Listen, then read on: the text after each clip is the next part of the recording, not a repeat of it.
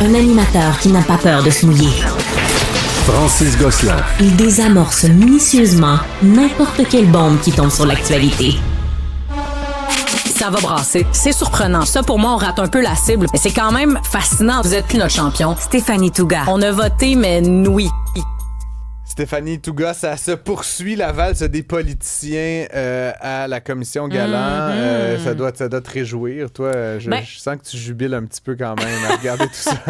Ça me rappelait la commission Charbonneau. Ouais. C'est-à-dire que j'étais assis, là, j'étais comme... tantôt, j'étais dans ma salle à manger, je travaillais.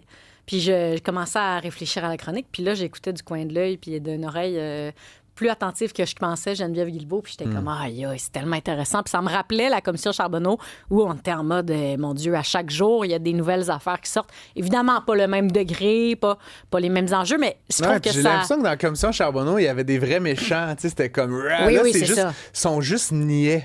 C'est juste des pas bons. Je vais paraphraser Monique Jérôme Forget. Là. C'est juste une petite gang de losers. En fait, c'est de l'incompétence. C'est comme... Ouais. C'est pathétique, ce spectacle-là. Je trouve. J'ai pas lu les dossiers. Exactement. C'est comme Simonac, bro, t'es payé 150 000 $ par année. T'as pas lu les dossiers. Hein, Ouais. c'est tough ta job. Je savais pas c'était quoi un avenant. C'est comme sérieux, tu sais. J'étais là, J'ai dit Charbonneau, au moins, t'avais l'italien là, qui avait donné une enveloppe. Ouais, puis lui, il avait genre, il avait une immunité, fait qu'il était comme, laissez-moi vous parler de tous mes amis que vous devriez condamner. Stéphanie, évidemment. pour le mais bien plus popcorn, là, tu sais. Pour le bien de nos auditeurs, c'est quoi un avenant? Ben en fait, c'est qu'un avenant, c'est quand, mettons, toi puis moi, on fait un contrat, OK? Ouais. Puis là, je te dis, hey Fred, tu vas venir tondre mon gazon, puis à tous les semaines, je vais te payer 100$. Puis là, t'es comme, parfait, Stéphanie, on va signer un petit contrat. Puis là, 3 semaines plus tard, tu m'envoies un contrat, puis il y a des modifications au contrat, puis tu dis finalement, ça va être 115$, puis en passant, ça va être le mardi, pas le mercredi. Tu m'envoies, puis ça c'est un avenant, genre. Voilà. Tu comprends? Fait qu'il y a comme une mise à jour, puis là, il y a un attaché, pourquoi je parle du mot avenant, ça m'a frappé, c'est qu'il y a un attaché politique, Dave Gravel de son nom, qui a dit, je savais pas vraiment c'était quoi un avenant, puis non, j'ai pas eu accès aux documents de la SAQ, puis là, il y a le commissaire ou l'avocat, je me rappelle plus, qui dit, c'est parce qu'on a vu dans ta boîte courriel que le président de la SAQ, c'est pas rien, là, le PDG de la SAQ t'envoie un email, puis il est écrit il y a des avenants, en passant, voici le contrat. Puis là, il est écrit contrat, casa, nanana. Puis là, il dit oui, mais ça, je l'ai pas lu, j'étais en vacances ou je sais pas quoi. Hey boy. Puis là, tu dis ouais, OK, là, tu sais. Fait en fait, pour revenir à ça, j'ai l'impression que la défense, là, puis hier, c'était Bonnardel, puis là, aujourd'hui, tous Mme les Guilbeault. autres. Mais que la défense, plutôt te dire, tu sais, je ne l'ai pas fait, tu sais, que la défense comme de nier ou je sais pas, là, c'est comme une défense comme qu'on préfère perdre la face, avoir l'air d'un imbécile, tu sais, je veux dire, Bonnardel, hier, je suis désolé, mais comme, c'est comme, sa défense, c'est genre, je le savais pas, mais c'est ça. ma chef de cabinet, tu sais, qui a une grosse décision que tu prends quand t'es un leader, là, d'embaucher cette personne-là, puis de la choisir, là, comme, tu sais, non, mais changer les documents, c'est pas ma faute, c'est comme, OK, mais t'es juste poche, là, c'est ça, en fait, ce qu'il a fait hier pendant 4 heures, il a essentiellement dit c'est pas vraiment ma faute, l'information s'est pas rendue à moi, ou si oui, ça a été transmis de manière inadéquate, puis il a plaidé l'ignorance. Hein? Il a dit, moi, là, dans sa préparation avec son équipe, là, ce qu'ils ont dû se dire, c'est là, il faut que tu mettes un bras de distance le plus possible. Il y a un projet de $1 milliard qui est en cours, puis tu n'es pas au courant. Fait que je veux dire, plaider l'ignorance, c'est plaider l'incompétence. Là, tu comprends? Pour moi, c'est ça que je veux dire. Je comprends. Tu es supposé savoir. C'est ça. Ben, en fait, moi, je fais pour l'instant le même constat que toi, c'est-à-dire que j'ai pas senti de témoignages pour l'instant de gens qui étaient malveillants.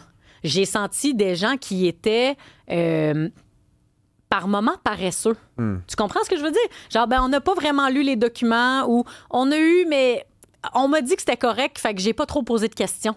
Puis ça, je pense que ça fait très mal quand t'as l'air d'un paresseux. Ben c'est sûr, mais surtout, je trouve que ça témoigne d'une certaine culture très carriériste, dans le mauvais sens du terme, à la CAQ. C'est-à-dire, on a fait ça finalement pour se faire voir. On a été ministre, puis après ça, on va se faire nommer sur des CA, puis être partner dans des cabinets d'avocats. Il y a une autre affaire qui m'a beaucoup frappée, puis je pense que le juge Galland, le commissaire Galland, va en faire une recommandation éventuellement dans son rapport. Puis il l'a soulevé à quelques reprises. Puis quand t'as pas fait de politique, mettons, là, quand t'as pas été au gouvernement, là, tu le sais pas, ça, mais la machine, là, les fonctionnaires puis les sociétés d'État sont extrêmement autonomes. Puis les cabinets politiques s'immiscent pas beaucoup dans les décisions de la machine. Puis c'est vrai qu'il y a une espèce de décalage des fois entre ce que les fonctionnaires ont comme vision pour un projet, puis ce que les cabinets politiques et l'entourage du premier ministre puis les équipes politiques ont. Puis des fois, là, c'est la machine qui gagne, même si eux ne sont pas imputables. Puis ça arrive qu'ils font des affaires, puis que les cabinets politiques, tantôt parce qu'ils sont débordés, tantôt parce que paressent, ne s'immiscent pas assez, je pense, dans certains dossiers.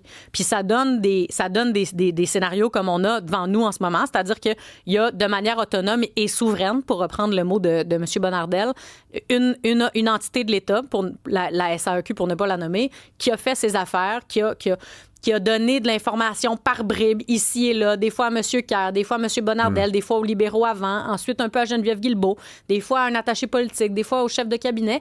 Puis, finalement, ça a roulé pendant des années sans que personne ait une vision d'ensemble. Mais n'en demeure pas moins que les élus... Je les excuse pas, hein, non, du tout. J'espère, parce que là, je vais te chasser puis tu ne reviendras plus jamais à mon émission. Ça se termine tout à l'heure, ça tombe bien. Je sais, je blague, mais c'est quand même eux qui nomment le président du conseil puis qui guident la décision de la ou la PDG. Absolument. Je comprends ce que tu dis, puis d'une certaine façon... Il y a une partie de moi qui est comme tant mieux, donnons l'autonomie, un peu là, aux États-Unis, ce qui se passe, là, où, au contraire, là, le président veut mettre la main mise sur à peu près tout. Je trouve ça bien que les fonctionnaires aient une indépendance, moyennant que ce soit des gens compétents. Puis c'est là où je reviens toujours sur cette espèce de discours, moi, qui me saoule personnellement, mais on paye des salaires parce qu'on veut attirer les meilleurs, mais là, franchement, ça donne des Investissements Québec, des SAQ, des Santé Québec, des comme plein de places où ça va vraiment pas bien actuellement, puis on a payé très cher pour avoir les meilleurs, mais finalement, c'est loin d'être les meilleurs. Fait qu'à la limite, remettons le grappin là-dessus. Puis même, à la limite, la SAQ, je l'ai dit souvent, c'est beaucoup trop gros. Tu peux pas laisser une patente de cette ampleur-là, avec ces budgets-là, aller sans aucune forme de supervision pendant aussi longtemps. Tu le fragmentes en 14 affaires ou tu tues la moitié de la mission. Mais tu peux pas laisser 5000 personnes faire à peu près n'importe quoi, flober $1 milliard puis dire, ainsi sont les choses. 200 millions, ça va pas arrêter la planète de tourner. Mais je suis comme, il y a pas de mur assez dur pour me cogner la tête. 200 millions. Dans le sens, c'est pas... c'est une différence de 50 000 $, dans un budget d'1 milliard. Non, 200 millions de dollars. Fait que oui, moi, j'ai hâte de voir aussi le prochain témoignage que j'ai très, très hâte de voir. C'est Éric Kerr. Parce qu'on savait que M. Bonnardel, il allait être très bon, que le commissaire ou les procureurs allaient poser des questions, puis que par moment, il allait peut-être être dans l'embarras. On sait que Geneviève Guilbeault va être extraordinairement bonne dans un format comme celui-là. Il n'y a rien qui va ressortir, je pense, de son témoignage parce qu'elle est extrêmement habile. Mais j'ai hâte d'entendre Éric Kerr. Puis pas parce qu'il est moins habile, quoique, mais surtout parce qu'il a été, lui, démis de ses fonctions et lui, sa tête à le rouler. Lui, sa tête à le rouler, puis lui, il n'y a rien. Ça se peut-tu qu'il veuille... il y a beaucoup moins à perdre, mettons. Ça se peut-tu qu'il veuille se venger? Parce que le premier ministre, dans quelques jours, là, quand il va refaire son conseil des ministres, c'est pas vrai qu'Éric Kerr, il va revenir autour de la table. Mais Geneviève Guilbeault puis M. Bonnardel... Il pourrait le nommer au transport. François Bonnardel et Geneviève Guilbeault, eux, ils ont peut-être en plus envie de rester autour de la table puis d'être des rangs en 2026. Fait qu'ils ont beaucoup plus à perdre. Éric Kerr, tu sais... D'après moi, il a fait son deuil, lui, de la chose publique, de la politique québécoise, quand on lui a dit, par un bon mois d'avril, mars, en tout cas, que c'était la fin. Donc, j'ai hâte de l'entendre. J'ai très, très hâte de l'entendre. Puis lui a été dans ce projet-là, pas mal plus de manière linéaire aussi. Oui, j'ai très, très hâte de l'entendre. Linéaire, puis je veux dire, à la fin, c'est peut-être celui qui avait l'expertise la plus importante. Là. Je veux rien enlever à Geneviève Guilbeault, mais ce qu'elle connaît du transport, c'est ce que tu connais du transport. Est-ce que, tu sais, elle a été nommée là, puis je suis sûr qu'elle l'a appris. Là. Non, mais genre, tu comprends ce que... Oui, absolument. Comme n'importe quel ministre, là, je te donne la famille. T'es comme, c'est quoi ça, la famille? Il y a des familles, là, mais t'apprends sur le tas. Alors qu'Éric Kerr, il avait quand même une compréhension. Il a été là longtemps. La cybersécurité, je pense qu'il l'avait demandé. Oui. C'était son truc. C'était un projet informatique. Là. À la fin, on parle des dollars, puis des gens, puis des CA, puis de la gouvernance. Parce qu'on passe beaucoup de temps à parler de transport. Au cœur de cette patente-là, il y a un software, un logiciel qui a été t'as raison de le dire, parce que là, on parle beaucoup des ministres des Transports, parce que la mission de l'État, parce que la mission de la SAQ, exactement. La SAQ est reliée, comme la SAQ, par exemple, est reliée aux finances. Mais... n'empêche que tu as raison de dire que c'est un dossier technologique. Fait que j'ai hâte de voir. J'ai hâte de voir aussi parce que pour l'instant, le premier ministre n'a pas été convoqué, me dit-on. Peut-être le sera-t-il. J'ai hâte de voir. Ça serait gros. Ce serait étrange.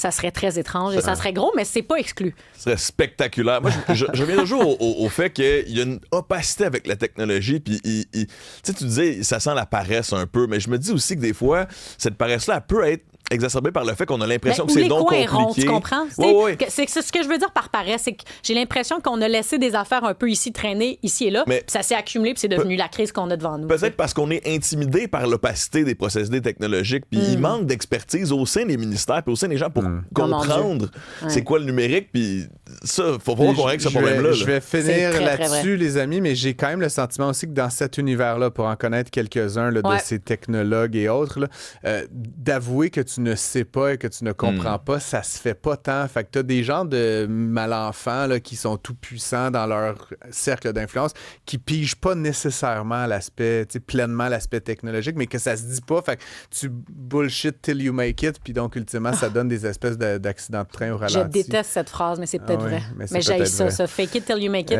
C'est probablement la posture que j'aille le plus mal. Pourtant, non. T'es commentatrice politique, je veux pas faire de peine. Don't mais fake it, make it, ou dis que tu le sais pas. Ce n'est que ça, cet univers-là. Il nous reste une minute. Là. Mark Carney a parlé avec Donald Trump. Mark Carney a enfin parlé avec Donald Trump parce que ça faisait quand même... oui, c'est 3 mois. Oui, puis en juin, à la fin du mois de juin, quand les G7... Mais bon, ce que je veux dire par enfin, c'est qu'on a enfin de l'information. Il y a quelques mois, si Mark Carney avait parlé à Donald Trump, on aurait passé la journée médiatique là-dessus. Là, on est vraiment ailleurs. J'ai l'impression que les attentes sont beaucoup plus basses. On est en train de comprendre que les tarifs, on va peut-être vivre avec et que Mark Carney est en train de mettre la table, en fait, pour le dossier le plus large, c'est-à-dire la renégociation de la CEUM, qui est l'ALENA 3.0, qui sera négociée en 2026. Mais Mark Carney, il a besoin d'un petit gain, là. Parce que là, ça va commencer à être plus difficile en politique interne. La Chambre des communes reprend dans quelques semaines. Pierre Poilievre revient comme chef de l'opposition en face, parlementaire aguerri, devra déposer une mise à jour économique, un budget à l'automne, un budget qui va être écrit noir sur blanc, on dépense pas mal. Ouais. Donc, puis de l'autre côté, en relations étrangères, ben, on n'a pas vraiment fait avancer grand-chose. Au contraire, on a un peu l'impression que Mark Carney négocie tout seul en ce moment.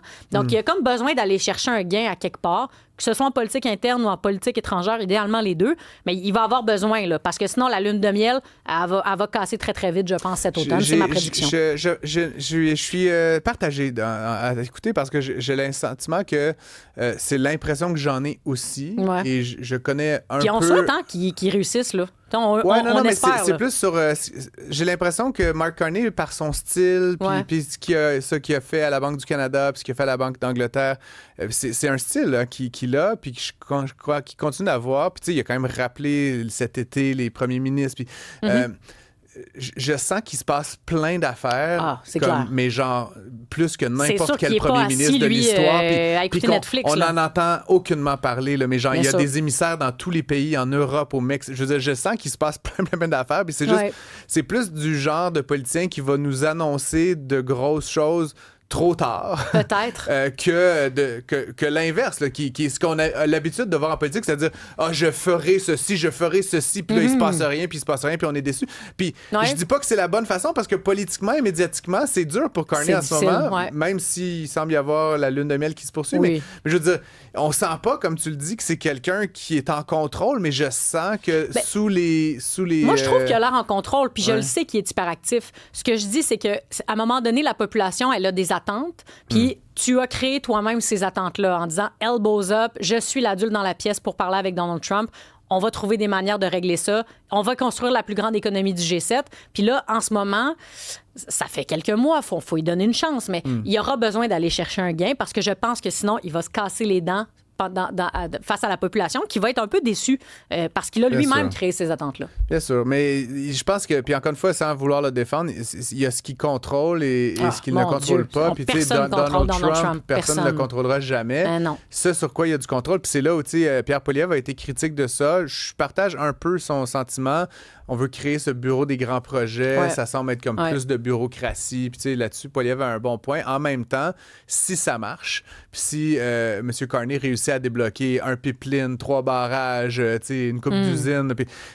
Ça va avoir des effets mais comme je réitère, j'ai concrets l'impression sur que ça va être l'économie. annoncé une fois que ça va être fait et pas comme souvent on voit en politique comme des déclarations d'intention. Fait en tout cas, j'ai bien hâte à l'automne. On s'en reparlera. On ne sera pas là pour en parler ici, mais on aura une crème glacée du moins à partager, telle que je te la dois pour avoir perdu un pari. Moi aussi, moi j'ai tellement perdu de paris avec vous, c'était au moins 2. Là. Ce n'est pas une émission de radio, c'est un casino Oui, en c'est fait. ça. Merci beaucoup Stéphanie Touga, c'était Merci, un plaisir. Francis, Puis on se pareillement. retrouve partout, ailleurs, nulle part. À Bravo suivre. Stéphanie, merci pour le bel été. Merci Fred, merci Francis.